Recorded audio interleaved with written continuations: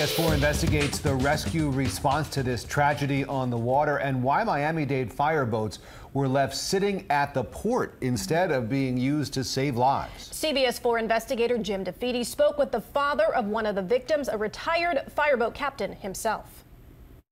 Why did you go out there that morning? Why did you take your own boat out? Because, Jim, I got there and my boy and the other girl were still out there. Jack Garcia, a retired Miami-Dade firefighter, explaining the unthinkable, why he and the father, Victoria Dempsey, felt the need to go out on their own boat to look for their missing children after other agencies stopped searching. I know our guys weren't there.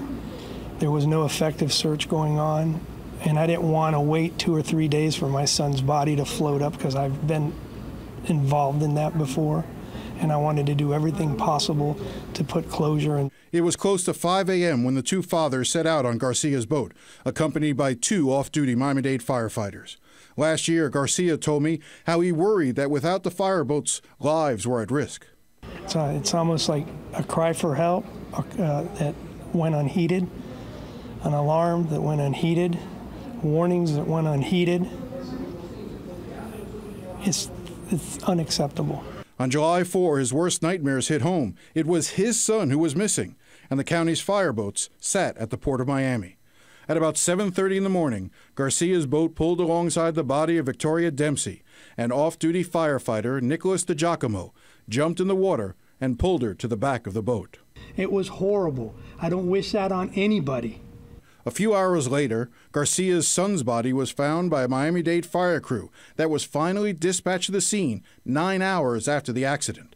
And Garcia was there for that moment as well.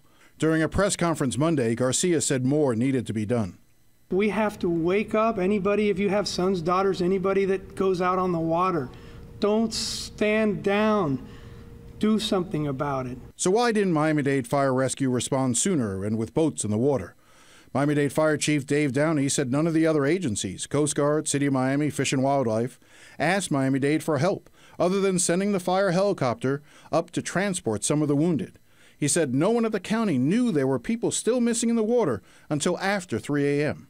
I asked the chief how he could stomach allowing the parents of the missing kids to go out and have the father, Tory Dempsey, have to find his own daughter's body. He denied that occurred. That's not what I was told.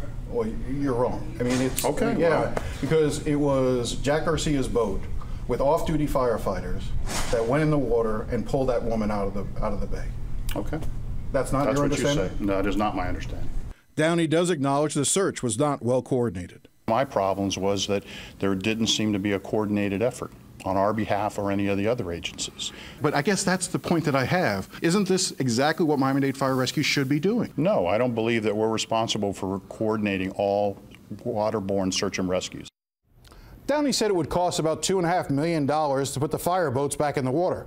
But that money could be even harder to find, because on Tuesday, County Mayor Carlos Jimenez is expected to propose a budget that would cut the millage rate for the fire department while raising the millage for the libraries. In essence, he's taking money from the fire department to give to the libraries. I'm Chief Dave Downey, CBS 4 News. We also caught up with Miami-Dade Mayor Carlos Jimenez and asked him what it would take to put the fireboats back in service. Well, we have one boat. The boat it probably cost in the vicinity of about $2 million. Again, we have sufficient assets at the Port of Miami to put the fireboat in service. We've been trying to work with the union to do that, and the union has refused to allow us to put that boat in service. And stay with CBS Miami and CBSMiami.com for continuing coverage of the deadly boating accident. Jim will be covering tomorrow's commission meeting, and he will be asking the mayor and other county leaders about the fireboats.